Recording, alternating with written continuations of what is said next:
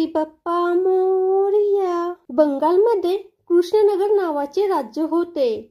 तिथे कृष्णचंद्र नावाचा राजा राज्य करत होता। एके दिवशी नेहमीप्रमाणे त्याचा दरबार भरला होता। गोपाल भांड सोडले तर दरबारातील सर्व सभासद हे दरबारात उपस्थित होते। गोपाल भांडे काही कामानिमित्त बाहेर गेले होते, त्यामुळे ते लेट येणार होते। त्यावेळी राजा कृष्णचंद्र यांच्या मनात 5 प्रश्न आले आणि त्यांनी दरबारातील लोकांना ते 5 प्रश्न विचारले। कोणते फूल सर्वात चांगले आहे? कोणाचे दूध चांगले आहे? कोणाचा गोडवा चांगला आहे?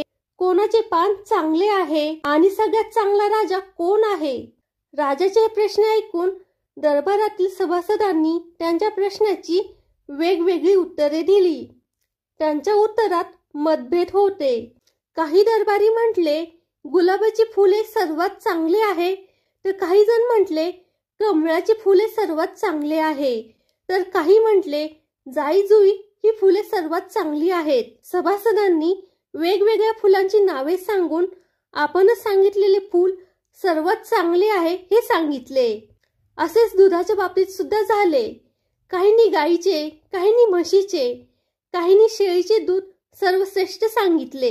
गोडव्यासाठी काहींनी ऊस तर काहींनी विविध मिठाईंची नावे सांगितली। सर्वात चांगले पान म्हणून काहींनी केळीचे पान सांगितले, तर काहींनी कडुलिंबाची पाने सांगितली आणि त्यांचे औषधी गुणधर्म सांगितले। सगळ्यात चांगला राजा कोण आहे या प्रश्नाचे उत्तर देताना एक खुशमस्करा दरबारी म्हणाला, सगळ्यात चांगले राजे तुम्ही आहात महाराज। मग काय, दरबारातील सर्व लोकांनी त्याला एकमुखाने पाठिंबा दिला।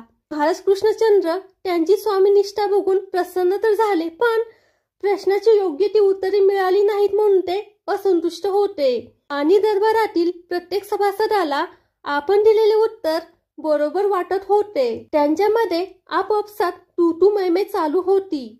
महाराजांनी सर्वांना शांत बसायला सांगून ते सर्वजण गोपाल भांड येण्याची वाट पाहू लागले। थोड्या वेळाने गोपाल भांड आले। त्यांनी महाराजांना नमस्कार केला आणि राजाच्या जवळ असलेल्या आपल्या स्थानावर जाऊन बसले। मग राजाने त्यांना ते 5 प्रश्न विचारले। तेव्हा गोपाल भांड यांनी त्या प्रश्नांची उत्तरे सांगितली। तर दरबारातील सर्व सभासदांनी विचारले की हीच प्रश्नाची उत्तरे का आहेत बरं?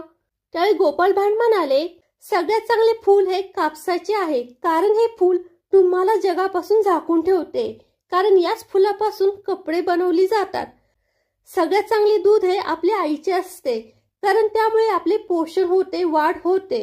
जिभेचा गोडवा हा सर्वश्रेष्ठ आहे, कारण नातेसंबंध टिकून राहतात। सगळ्यात चांगले पान हे विड्याचे असते। नोकराला किंवा ज्या कोणी व्यक्तीला हा विडा दिला जातो तो आपली प्रतिज्ञा पूर्ण करण्याचा प्रयत्न करतो।